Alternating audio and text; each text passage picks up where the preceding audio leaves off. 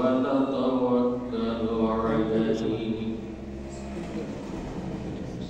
ونعوذ بالله من شرور أنفسنا من يهده الله فلا مضل له ومن يضلله فلا هادي له ونشهد أن لا إله إلا الله ونشهد أن محمدا عبده ورسوله أرسله بالحق بشيرا ونذيرا وداعيا إلى الله بإذنه وسراجا منيرا فقد قال الله تعالى في الكلام المجيد والفرقان الحميد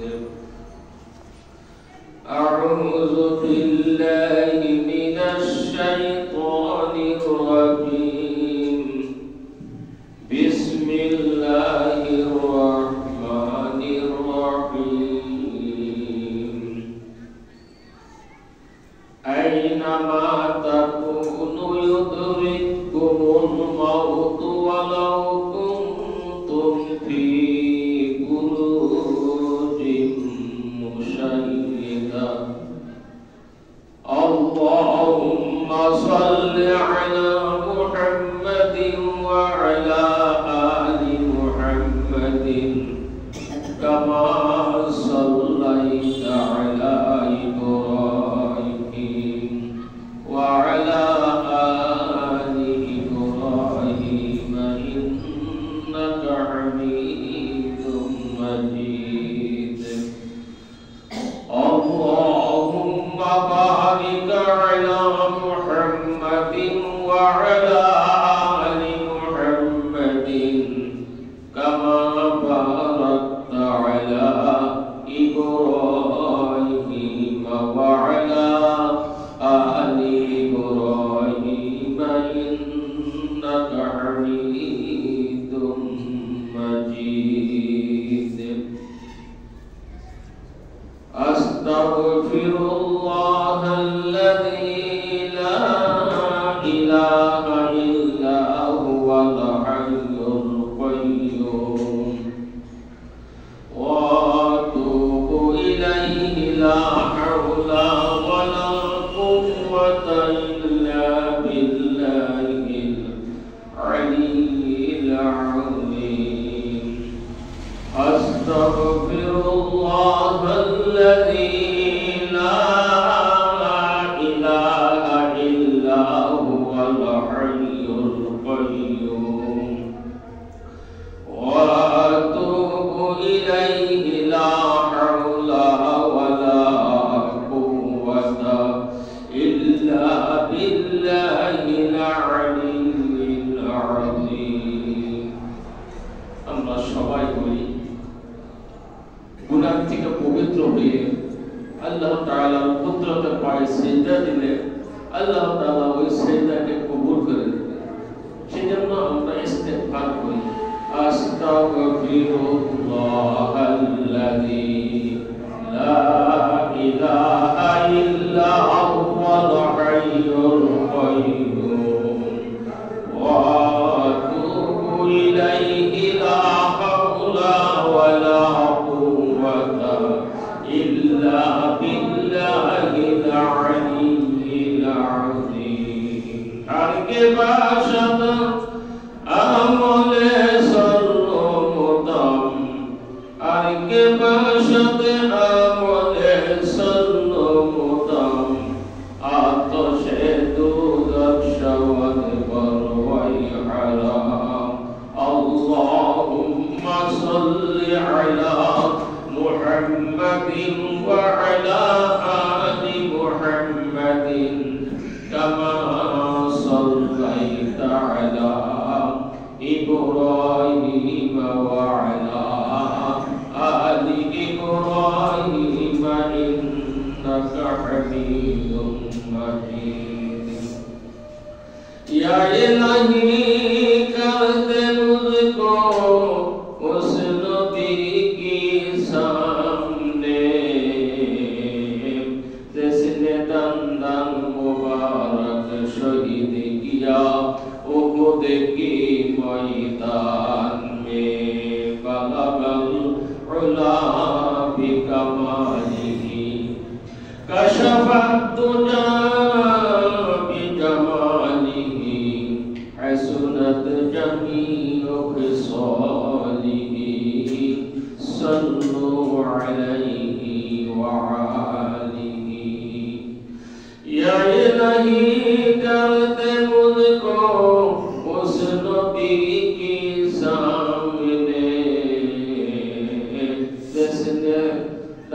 जिसने चाँद को दो टुकड़ा किया काफिरों की सामने बलगल उला बिकमालिही कशफत दुजा बिजमालिही हसनत जमीउ खिसालिही सल्लु अलैहि व आलिही अल्हम्दुलिल्लाह समस्त प्रशंसा শুধুমাত্র একমাত্র আল্লাহ তাআলারই জন্য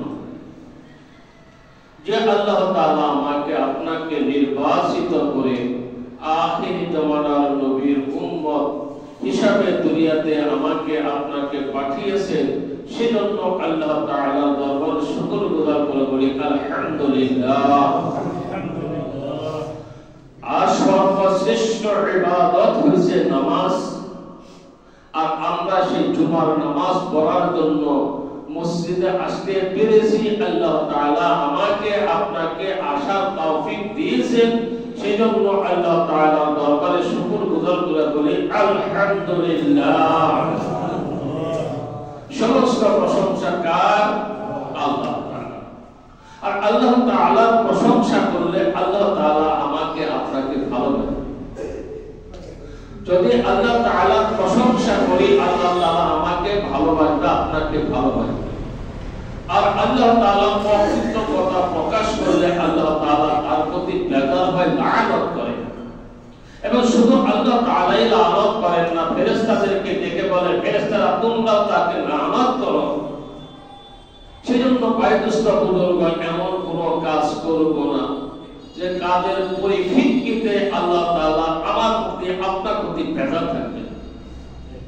সেজন্য আমরা সদা সর্বদা আমাদের জবানকে হেফাজত করব। জবান হচ্ছে আসল জিনিস। জবানকে হেফাজত করলে আপনার যাবতীয় সমস্ত কাজই হেফাজত হবে। সেজন্য একটি ঘটনা না বলে পারা যায় না।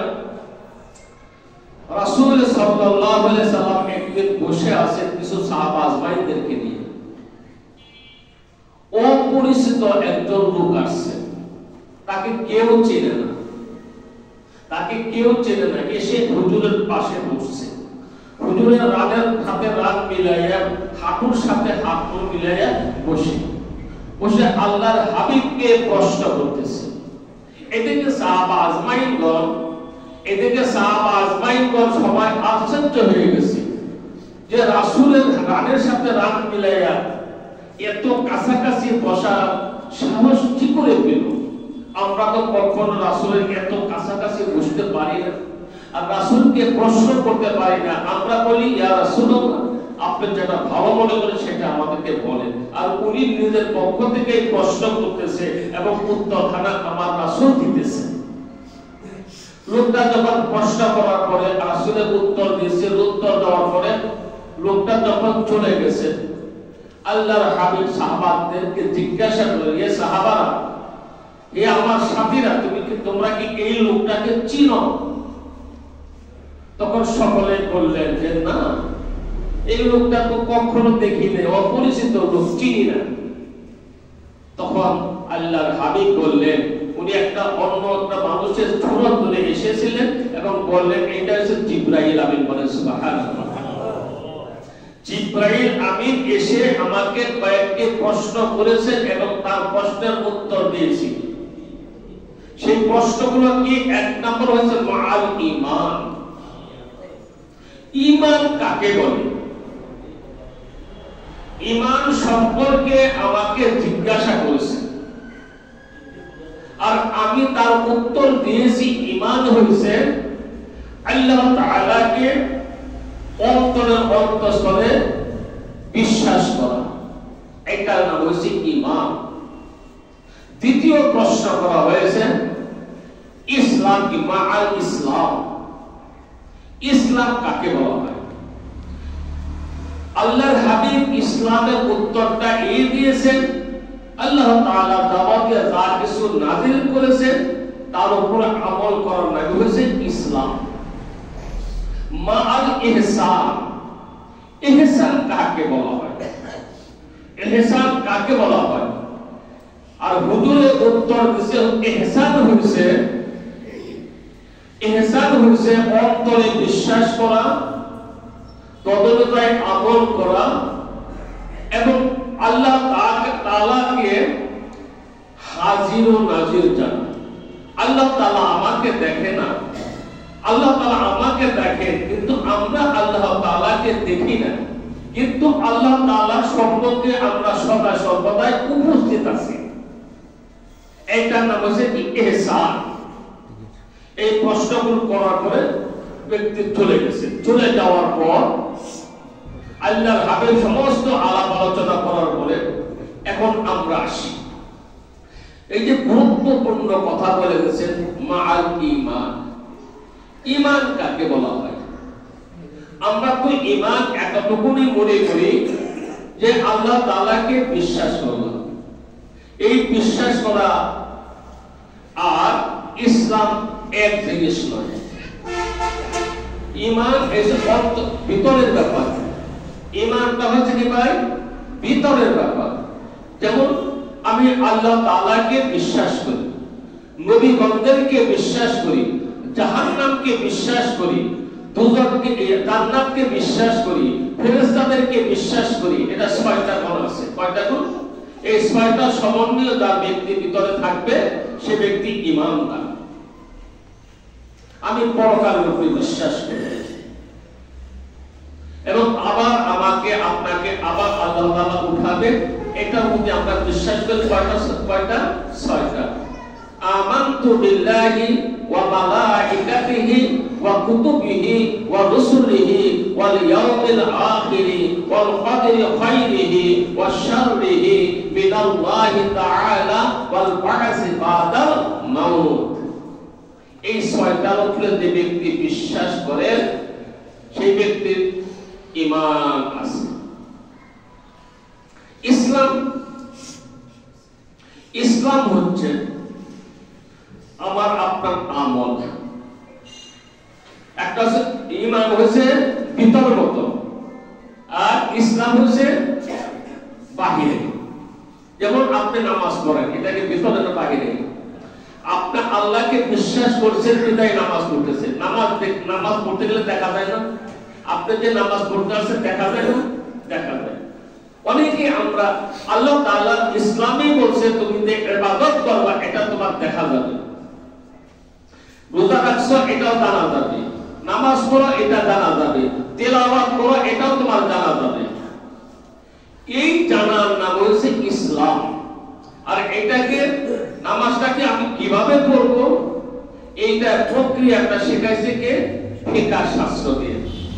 যেমন নামাজ পড়তে বসে আল্লাহ আপনি মুসল্লা নামাজ পড়ো, এখন নামাজটা আমি কিভাবে পড়ব? আমার নামাজটা আমি রুকু কিভাবে করব, সিজদা কিভাবে করব, হাত কোথায় বাঁধবো, কতটুকু উঠাবে, রুকুতে রুকু করব কিভাবে, সিজদা করব কিভাবে, রুকুতে কোন দোয়া পড়তে হবে, সিজদাতে কোন দোয়া পড়তে হবে এবং বৈঠকের মধ্যে কোন দোয়া পড়তে হবে, এটা হচ্ছে ইসলাম, এটা হচ্ছে ফিকহ। আল ইহসান তার অর্থ হচ্ছে আমরা আল্লাহ তাআলা আমাকে দেখতেছে, তাই না? কাআন্নাকা তারাহু বলা হয়েছে। আল্লাহ তাআলা আমাকে দেখতেছে, আমরা আল্লাহ তাআলাকে দেখতে পারি না। আল্লাহ তাআলা সেই যোগ্যতা, সেই চোখের পাওয়ারে দেন নাই। দুনিয়াতে আল্লাহ তাআলা এই মানুষকে আল্লাহকে দেখার যোগ্যতা দেন নাই এবং সেই আলো দেন না চোখের মধ্যে। না দেওয়ার পরিপ্রেক্ষিতে আপনার ঈমানটাকে মজবুত করছেন। কিভাবে? আপনি গাইবের উপরে বিশ্বাস করে, অদৃশ্যের উপরে বিশ্বাস করে যে আপনি নামাজ পড়তেছেন, রোজা রাখতেছেন, সেটা গাইবের উপরে বিশ্বাস করেন। আমরা আল্লাহর কথাগুলো আল্লাহকে না দেখে আমরা বিশ্বাস করছি, তাহলে এটা দ্বারা আমার ঈমান আর পারলো না। একটা হচ্ছে দেখে বিশ্বাস করা, আর একটা হচ্ছে না দেখে আল্লাহ তাআলাকে বিশ্বাস করা। এবং আমাকে, আমি আল্লাহ তাআলা যেহেতু সর্বাবস্থা বিরাজমান, তাই না? তাহলে আল্লাহ তাআলা আমাকে দেখতেছেন না। এখন আমি যদি আল্লাহ তাআলাকে দেখি, আল্লাহ তাআলা যদি আমাকে দেখেন, তাহলে এটার দ্বারা আপনার ঈমানটা কি করবে? তাজা হবে। কেমন তাজা হবে? আপনার হাতের দ্বারায়, আপনার জবানের দ্বারায় কোনো কাজ, অন্যায় কাজ হবে না। যেমন কারণ আল্লাহ তাআলা তো আমাকে দেখতেছে, তাই না? আল্লাহ দেখতেছেন আমাকে। যদি কেউ দেখে তাহলে সে চুরি করতে পারবো? সে তো চুরি করবে না। সে কি ব্যভিচার কোনো কাজ করতে পারবো? তাহলে এই ভয়টা অন্তরে আছে যে আল্লাহ তাআলা আমাকে দেখতেছে। সেজন্য আল্লাহ তাআলা বলেন, ইহসান বলছেন এটাকে, যারা আমি আল্লাহ তাদেরকে দেখতেছি এবং তাদের দ্বারা আমি সদা সর্বদা আমি বিরাজমান। তারা না দেখলেও কিন্তু আমি আল্লাহ তাআলা দেখতেছি, এই বিশ্বাস করার নাম হচ্ছে ঈমান।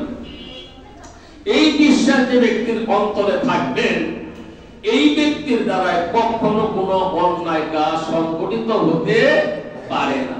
না পারে? যদি নামাজ তরক করলে গুনাহ হবে, আমি নামাজ পড়লাম না, এটা আল্লাহ দেখতেছে, তাহলে আপনি নামাজ পড়বেন, আল্লাহ দেখতেছে। চুরি করবে, চুরি করতে গেলে এটা ভয় থাকবে যে আল্লাহ তাআলা আমাকে দেখতেছে, আমি কিভাবে চুরি করব? আমি ঘুষ খাবো কিভাবে? আল্লাহ তাআলা আমাকে দেখতেছে। আমি সুদ খাবো কিভাবে? আল্লাহ তাআলা আমাকে দেখতেছে। আমি গাঁজা খাবো কিভাবে? সেটা আল্লাহ তাআলা আমাকে দেখতেছে। আমি মদ খাবো কিভাবে? সেটা আল্লাহ তাআলা আমাকে দেখতেছে। এই ভয় ভীতি যে অন্তরে থাকবে, সে ব্যক্তি কখনো কোনো অন্যায় কাজ করতে পারে না। তখন কিছু করতে যাবে, তখন তার এই কথাটা স্মরণ হবে যে কেউ দেখতেছে। এটা কে দেখতেছে? একমাত্র শুধুমাত্র আল্লাহ তাআলা দেখতেছে। এই অন্তরটা কার? এই অন্তরটা হয়েছে যার ঈমান দুর্বল বা ঈমান সবল। যে ঈমান তার সবল, যে ঈমানের দ্বারা অন্য কোনো কাজ, অন্যায় কোনো কাজ তার দ্বারা করা সম্ভব হবে না। যদিও তাকে মেরে ফেলা হয়, তাকে যদিও হত্যা করা হয়, তারপরে সে কোনো অন্যায় কাজ করবে না। বিল্লাল হাবশীকে পাথরের নিচে চাপা দিয়ে রাখা হয়েছে, উপর থেকে তেল দিয়ে ফেলে দিয়ে আবার টেনে হেসে উপরে ওঠানো হয়েছে। তারপরে বিল্লাল হাবশী কি বলেছে? আহাদুন আহাদুন আহাদুন। হে আবু জাহেল উমাইয়া, যদি আমাকে মারতে মারতে শাস্তি দিতে দিতে তুমি যদি দুনিয়া থেকে চিরতরে বিদায় করেও দাও, তারপরও কিন্তু আমি ইসলাম থেকে এক বিন্দু পরিমাণ সরে যাব না। কারণ আমি দুনিয়া থেকে চলে যাওয়ার পরে আমার আল্লাহ তাআলা আমার জন্য একটি সুসজ্জিত করে জান্নাত রেখেছে। বলেন সুবহানাল্লাহ, সুবহানাল্লাহ। এটার নাম হচ্ছে ঈমান। এটা আপনার বিল্লাল হাবশীর ঘটনা আপনারা সবাই জানেন, অনেক ওয়াজ নসিহত শুনেছেন। তাকে কত শাস্তি দিয়েছে জানেন না? বিবি আসিয়াকে কত শাস্তি দিয়েছে, সুমাইয়া রাদিয়াল্লাহু তাআলা আনহাকে কত শাস্তি দিয়েছে। আমাদের জনাবে রাসূল আকরাম সাল্লাল্লাহু আলাইহি সাল্লামকে কাফেররা কত কষ্ট দিয়েছে, তারপরে ওনারা কোনদিন দাওয়াতের থেকে বিরত থাকছেন? আল্লাহ তাআলার কাছে থেকে কখনো অলসতা করেছেন? করেন নাই। এই জন্যই বলা হয়েছে যে ব্যক্তি কালেমা সার অন্তরে ভোগ করছে, সে ব্যক্তি ঈমানদার, তার দ্বারা কখনো কোনো অন্যায় কাজ হতে পারে না। পারে না। আমরা করি কেন? আমরা করি এই জন্য আমাদের ঈমান দুর্বল। ঈমান আমাদের দুর্বল। এই ঈমানকে সবল করার জন্য একটি রাস্তা, একমাত্র শুধুমাত্র কোরআন এবং হাদিস। শুধুমাত্র কোরআন এবং হাদিসের উপর যদি আমি আমল করতে পারি, তাহলে আমার ঈমান হবে কি সবল, শক্তিশালী, পরাজিত হবে না, জয়লাভ করবে।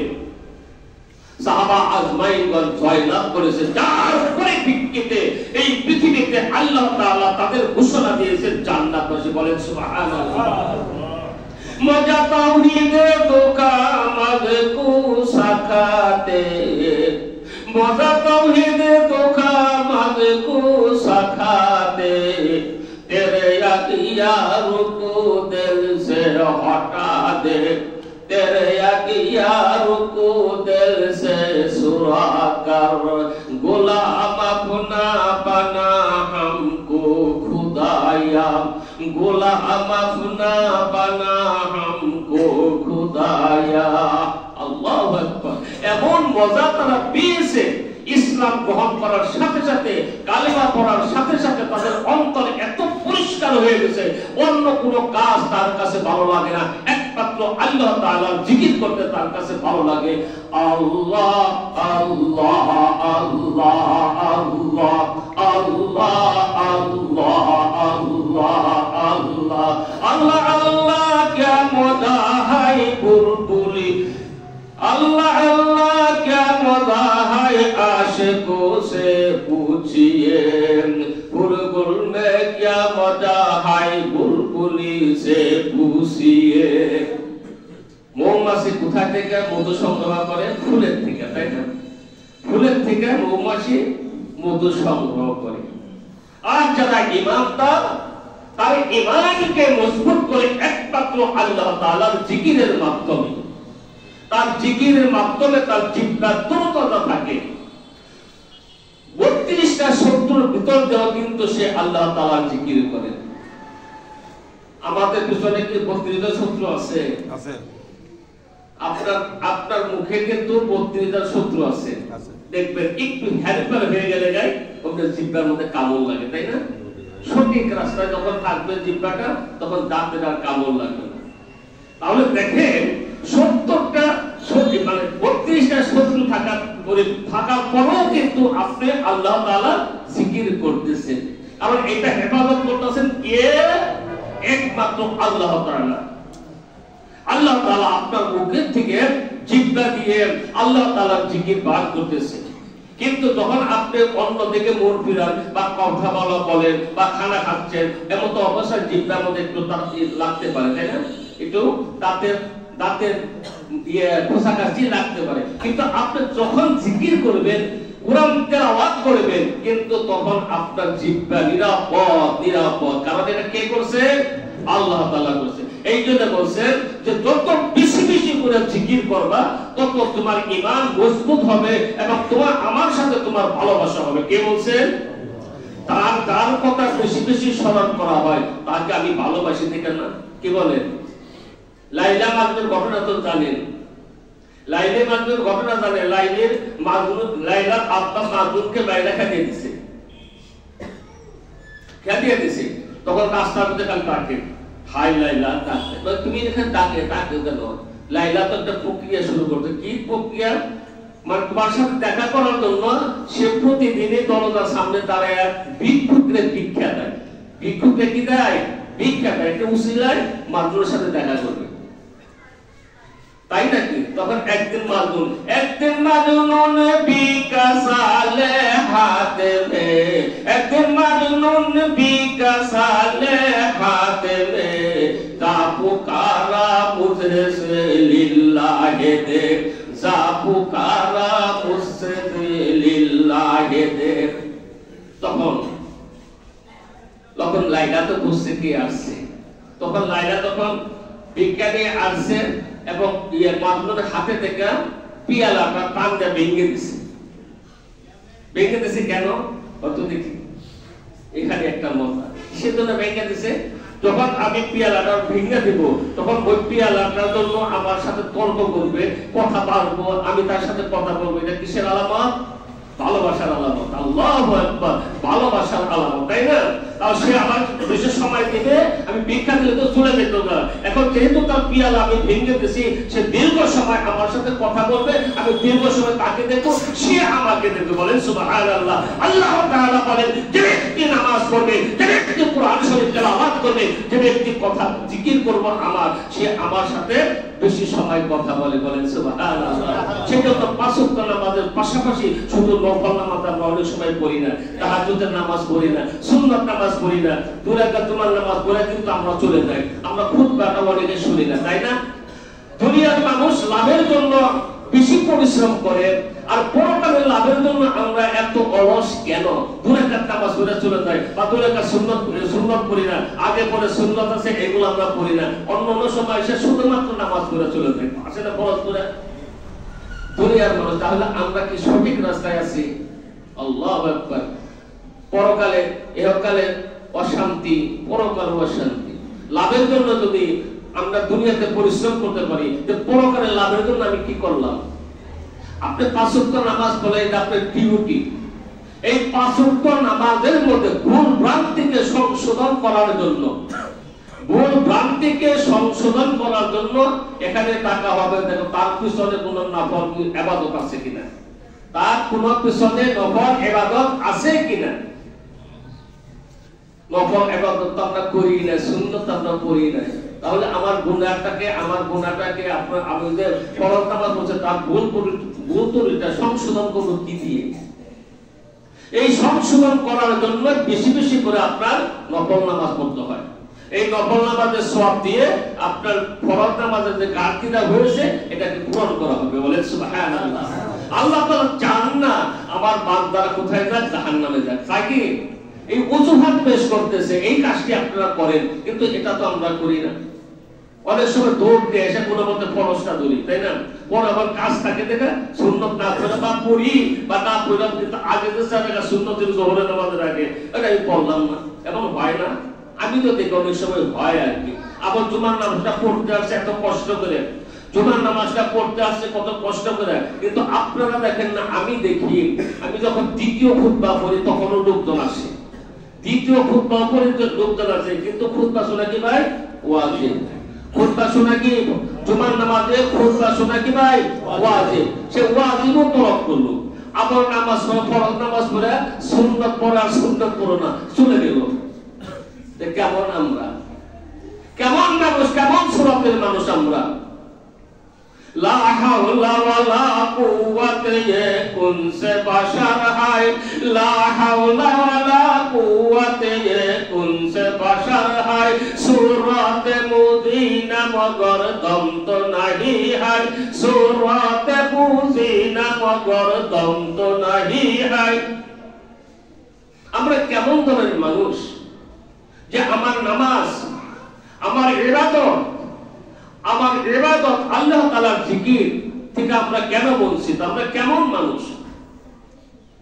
সমস্ত প্রাণীরা আল্লাহ তাআলার জিকির করে, আমরা কিন্তু বুঝতে পারি সমস্ত প্রাণীরা আল্লাহ তাআলা জিকির করে, কিন্তু আমরা শুনি না। এইটা গাছে, এই পাতায় পাতায় আল্লাহ তাআলা জিকির করে, কিন্তু আমাদের সেই কর্ণ নাই বিধায় আমরা শুনতে পাই না। আল্লাহ তাআলা বলেন এমন কোন প্রাণী নাই, এমন কোন বৃক্ষ নাই আমার জিকির না করে। তাহলে আল্লাহ তাআলা জিকির যদি তারা করতে পারে আর আমরা অন্যায় করি, তাহলে আমরা কেন আল্লাহকে স্মরণ করতে পারবো না? আমরা কেন আল্লাহ তাআলাকে স্মরণ করতে পারবো না? যে আল্লাহ আমাকে খাওয়াইতেছেন, যে আল্লাহ আমাকে পড়াইতেছেন, যে আল্লাহ তাআলা আমাকে বাঁচিয়ে রাখছেন, আর সেই আল্লাহ তাআলার নামে আমি কেন শুকরগুজার করতে পারবো না? সেই আল্লাহ তাআলার কুদরত পাই কেন আমি সিজদা দিতে পারবো না?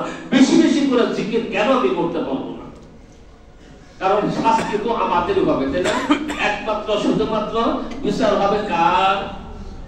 মানুষ এবং জিন জাতি। মানব জাতির এবং জিন জাতির বিচার হবে, অন্য কোনো প্রাণীর বিচার হবে না। যেমন আপনি একটা গরু আর একটা গরুর গুতা দিছিল, তাই না? সেইটা গুতা দিছে, তখন বলবো আল্লাহ এই গরুটা আমাকে গুতা দিছিল। ওটা বিচার করে নিষ্পাপ হয়ে যাবে। আপনি কোন একটা গরুর একটা অন্যায় ভাবে আঘাত করছিলেন, সেই গরুটা আপনার বিপক্ষে সাক্ষী দিয়ে চলে নিষ্পাপ হয়ে যাবে। শুধুমাত্র একমাত্র থাকবে যে মানব জাতি এবং জিন জাতি, এই দুইটা জাতিরই বিচার হবে, এই দুইটা জাতিরই বিচার হবে, আর কারো বিচার হবে না। আবার এই দুই জাতির মধ্যে এক জাতি মুসলমানদেরকে তিন ভাগে বিভক্ত করা হবে। একটা হবে বিনা হিসাবে জান্নাতে দেবে, বলে সুবহানাল্লাহ, বিনা হিসাবে জান্নাতে দিবে। তারা হচ্ছে যারা নবী এবং গাউস কুতুব, যারা কোনো অন্যায় করেন না তাদেরকে বিনা হিসাবে দিবে। তার কোনো আমলনামা বাড়ি, যার আমলনামা কি বাড়ি, তার জিহ্বাটা সদা সর্বদাই জিকিরে মশগুল থাকছে, তরুণতা থাকছে, বিজা থাকছে। আর একজনকে সরাসরি কোথায় দিব? জাহান্নামে দিব। একদলকে সরাসরি জাহান্নামে দিবে। মাঝখানে আমরা আছি, মাঝখানে বললাম কারা? আমরা কিছু করি কিছু করি না, কিছু ভালো করি কিছু অন্যায় করি। এই কিছু ভালো করি কিছু অন্যায় করি এই লোকগুলোর বিচার হবে। দুইটা এক শ্রেণীর বিচার ছাড়াই আল্লাহ তাআলা তাদেরকে জান্নাতে দিব। এক শ্রেণীর বিচার ছাড়াই আল্লাহ জানে না, সে অন্যায় করতে করতে চরম পর্যায়ে গেছে, সে আর কোনো জান্নাতে যাইতে পারবে না, সে তাকে জাহান্নামে দেওয়া হবে। আল্লাহ ভালো জানে না, আল্লাহ কাছে আসে না, আমলনামা আসে না, সব কিছু তো আল্লাহ দেখে। আমার আপনার জন্য শাস্তির ব্যবস্থা সে আল্লাহ তাআলার কাছে যদি আমরা দাঁড়াই, আমরা সেদিকে বাঁচতে পারবো? আল্লাহ তাআলা করুণা ছাড়া আমি আপনি বাঁচতে পারবো না। আল্লাহ তাআলা করুণা ছাড়া আমি আপনি সেদিন বাঁচতে পারবো। তাহলে যদি আপনি বলেন যে করুণাই যদি লাগে, আল্লাহ দয়াই যদি লাগে, তাহলে আমি ইবাদত করবো কি লাগে? আল্লাহ দয়া করে আমাকে জান্নাত দিয়ে দিব, তাই না? একমাত্র শুধুমাত্র আল্লাহ তাআলা দয়া ছাড়া আমি আপনি জান্নাতে যেতে পারবো না। তাহলে দয়াটা কার প্রতি হবে? আপনি একটা মেলে চাকরি করেন, হয়তো একদিন বা দুই দিন যান নাই, তাহলে আপনাকে বেতনটা দিতে পারে, তাই না? একদিন আসে না, অসুস্থ বা বিভিন্ন কারণ দেখাচ্ছে বেতন দিচ্ছে। আপনি একদিনও চাকরি করেন না, একদিনও যান নাই, মাস গেলে যদি আপনি ওই মালিকের কাছে বেতন চান, আপনি বেতন দিবে? কি বলে, কথা বলেন না কেন? দিবে?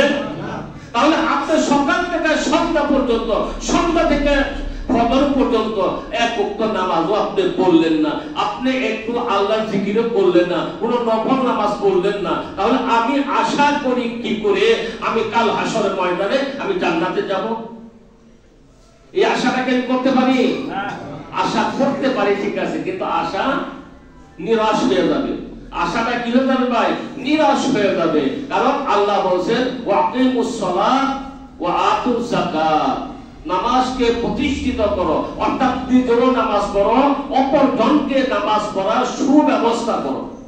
নিজেও নামাজ পড়তে হবে, অন্য জনকেও নামাজ পড়ার ব্যবস্থা করতে হবে। তার অর্থ কি? আপনি নামাজ পড়েন, আপনার পরিবার পরিজনদেরকে নামাজ পড়াইতে হবে, আপনার এলাকার মানুষদেরকে নামাজ পড়ানো হবে। বলে ও যদি আমার তো ঠেকা না, আমরা অবশ্য বলি না, দুনিয়াতে কোনো গ্রামে যদি ঝগড়া হয় মাথা ঘুরে বিচার করে না, কি বলেন? বিচার করে না? ওখানে ঠেকা কেন? ওখানে যান কেন? গ্রামের একটা বিচার হলে যদি সেখানে আপনি মাতবরদের বিচার করে দেন, তাহলে একটা লোক নামাজ পড়তেছে না, সে সমাজের মধ্যে অন্যায় কাজ করতেছে, সে সুদ খাচ্ছে, ঘুষ খাচ্ছে, এবং সে অন্যায় কাজ করতেছে, আপনি জানেন, তারপর করুকা আমরা তারপর বলি কি করুকা করলে করুক যাবো না, তাই আমি যাবো কেন?